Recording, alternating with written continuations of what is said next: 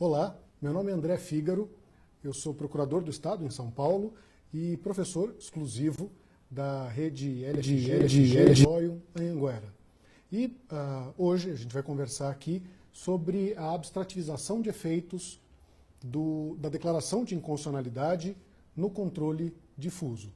Para isso, num primeiro momento, a gente vai tratar sobre o que é o controle de constitucionalidade, de que forma que se exercem os vários sistemas de controle de constitucionalidade e quais as principais diferenças entre o controle difuso e concentrado e qual o ponto de encontro entre esses dois sistemas.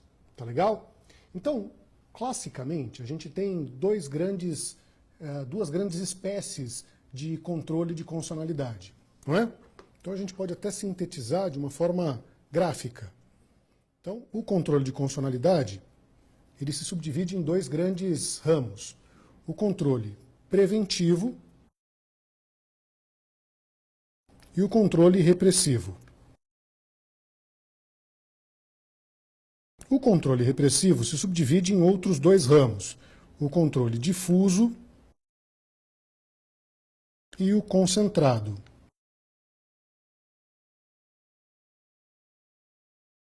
Tá certo? Muito bem. O controle preventivo ocorre antes do nascimento da lei. É a forma pela qual se procura evitar o nascimento da lei inconstitucional. O controle repressivo ocorre depois que a norma já foi produzida. O controle repressivo, como o próprio nome sugere, procura reprimir a lei inconstitucional que já foi produzida. Esse controle se subdivide em duas grandes espécies. O controle repressivo difuso e o controle repressivo concentrado. Quais são as principais diferenças entre essas duas formas de controle repressivo?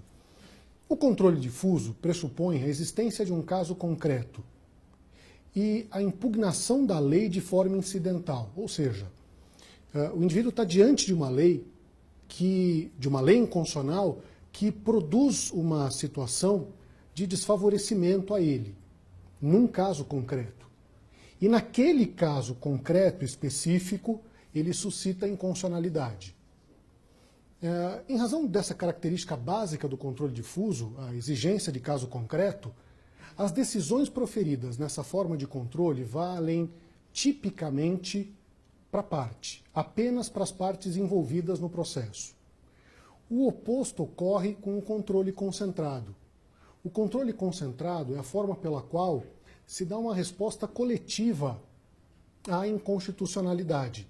E ele é exercido por meio de três ações: a ação direta de inconstitucionalidade, a ADI, ou ADIM, a ação declaratória de constitucionalidade, a ADC, ou ADCOM, e a arguição de descumprimento de preceito fundamental, a ADPF.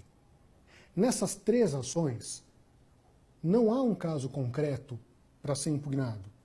A gente discute em tese, teoricamente, de forma abstrata, se a lei é constitucional ou inconstitucional. E por esse motivo, a decisão proferida nessa forma de controle, no controle concentrado, ela vale para todos. Ela tem o chamado efeito erga omnes e vinculante. Ela obriga os demais órgãos do Poder Judiciário, a administração pública, ou, no caso da DPF, todo o poder público.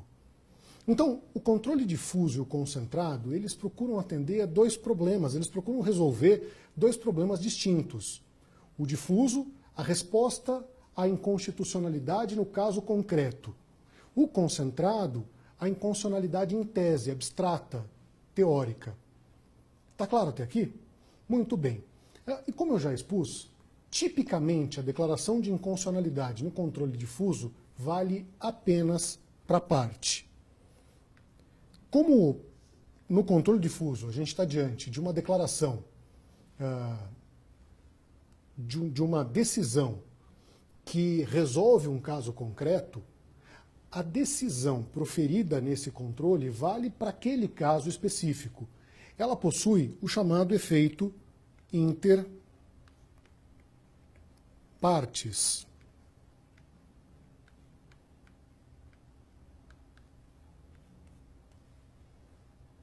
A decisão vale apenas para a parte. E de forma retroativa.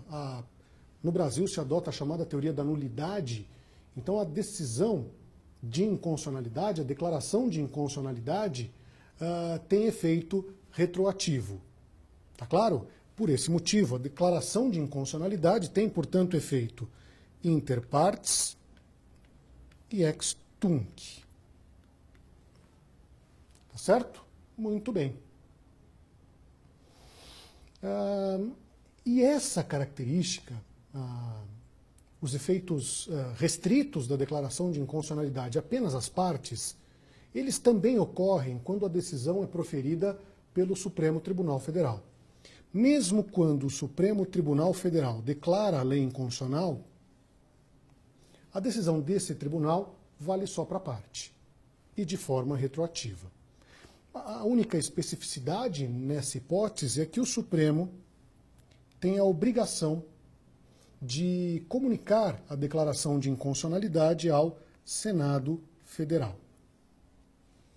E o Senado pode, se quiser, é um ato facultativo, suspender a lei declarada inconstitucional, por força do artigo 52(10) da Constituição.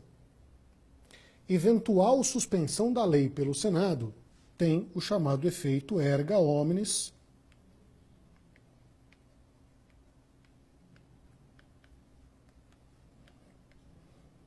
e para o futuro, ex nunc. Tranquilo? Então, eu queria parar um pouquinho aqui para deixar claro. A declaração de inconstitucionalidade da lei no controle difuso, a declaração judicial de inconstitucionalidade da lei no controle difuso, tem efeito inter partes e ex tunc. A suspensão da lei pelo Senado tem efeito erga omnes e ex nunc. Tranquilo? Tecnicamente, por que a suspensão da lei pelo Senado tem o efeito erga omnes e ex nunc e a declaração de inconstitucionalidade inter partes e ex tunc? Exatamente por conta do artigo 52(10) da Constituição. É o 52(10) que estabelece que o Senado pode suspender, no todo ou em parte, a lei declarada inconstitucional pelo Supremo Tribunal Federal. Então, tendo o Supremo declarado a inconstitucionalidade da lei, ele comunica ao Senado e o Senado, se quiser, suspende a lei. Diante disso, a gente conclui que enquanto o Senado não suspender a lei, se o Senado não suspender a lei, ela só vale, ela só será inconstitucional para a parte no processo, do processo onde ocorreu a declaração de inconstitucionalidade. Tá certo? Isso aqui é da tradição do nosso direito. O nosso direito, o controle de constitucionalidade, ele tradicionalmente teve, o controle difuso de constitucionalidade, tradicionalmente teve como foco a prestação individual de jurisdição. A ideia é resolver caso concreto. Mas isso por muito tempo permitiu, possibilitou a expedição de decisões antagônicas, decisões conflitantes. Então, um determinado juiz declara que a lei é inconstitucional e outro juiz declara que a lei é constitucional. A mesma lei, para casos idênticos. E essa divergência só era solucionada se fosse interposto um recurso extraordinário e se o Supremo julgasse os dois recursos extraordinários. Se houvesse algum problema processual no meio do caminho, o controle difuso proporcionaria decisões antagônicas. Não havia muita uniformidade, não há previsibilidade no sistema clássico de controle difuso. Só que isso vem mudando. O controle de constitucionalidade vem sofrendo profundas alterações de alguns anos para cá. E cada vez mais vem se concentrando poderes no Supremo Tribunal Federal e cada vez mais as decisões do Supremo Tribunal Federal vêm obrigando, vêm vinculando o poder público, os demais órgãos do judiciário, a administração pública, vêm vinculando o poder público. Isso começou no controle concentrado, esse movimento de decisões com efeito vinculante teve início no controle concentrado. E de alguns anos para cá, ele vem se espraiando para o controle difuso. É disso que a gente vai falar especificamente. De que forma que isso que está aqui na lousa, esse efeito restritíssimo do controle difuso, vem se tornando, vem se coletivizando. De que forma que as decisões que tipicamente são proferidas com efeito inter partes e ex tunc, vêm aos pouquinhos atingindo outros casos análogos, vêm aos pouquinhos ganhando efeito erga omnes. Tá claro? Isso não aconteceu do dia para a noite. Esse é um movimento que vem acontecendo de vários anos para cá. O controle de consonalidade, concebido em 88, ele refletia bastante o perfil do controle de consonalidade adotado na Constituição anterior, com algumas alterações importantes, mas de qualquer modo, nós tínhamos, no texto original da Constituição de 88, o controle difuso, com efeito inter partes, e no controle concentrado nós tínhamos exclusivamente a ADIM, que não possuía efeito vinculante. Ela possuía efeito erga omnes, ou seja, a decisão proferida nela valia para todos, mas ela não era ainda obrigatória. Essa decisão não era obrigatória. O primeiro passo, o passo provavelmente mais importante na concentração de poderes no Supremo, ocorreu em 93. Em 1993 foi editada a Emenda Constitucional número 3, que manteve o controle difuso, mas criou a ação declaratória de constitucionalidade. A ação declaratória de constitucionalidade, que é bastante assemelhada à ação direta de inconstitucionalidade, ela possuía uma característica que até então só ela detinha. Ela possuía efeito vinculante.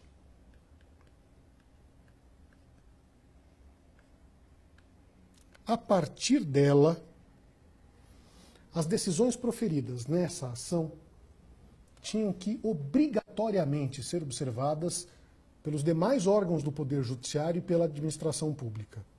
O juiz perdia a liberdade de declarar se a lei era constitucional ou inconstitucional, se o Supremo Tribunal Federal já tivesse decidido nesse sentido. Mas perceba, nessa época, só a ADECOM, só a ação declaratória de constitucionalidade, possuía esse efeito.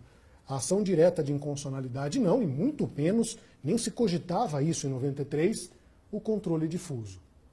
O efeito vinculante da ação declaratória de constitucionalidade foi estendido para a ação direta de inconstitucionalidade em 99, quando foi editada a Lei 9868/99.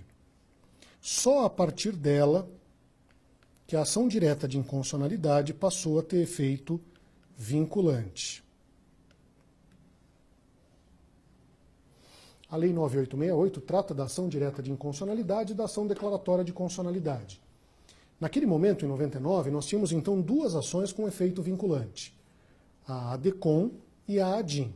A ADECOM por força da emenda 3 e a ADIM por força da Lei 9868. Não se cogitava diretamente ainda conceder efeito vinculante erga omnes ao controle difuso. Ainda em 99, as decisões proferidas no controle difuso valiam só para parte. Só que lá no finalzinho da Lei 9882, havia um dispositivo muito curioso que alterava o artigo 482 do Código de Processo Civil. Ele acrescentava ali alguns parágrafos ao 482 do Código de Processo Civil e permitia a intervenção de terceiros no incidente de inconstitucionalidade do controle difuso. Por que exatamente isso? Por que outras partes, além daquelas envolvidas no processo, teriam interesse de intervir no controle difuso, se o controle difuso valia exclusivamente para as partes? A gente vai ver isso na próxima parte da aula.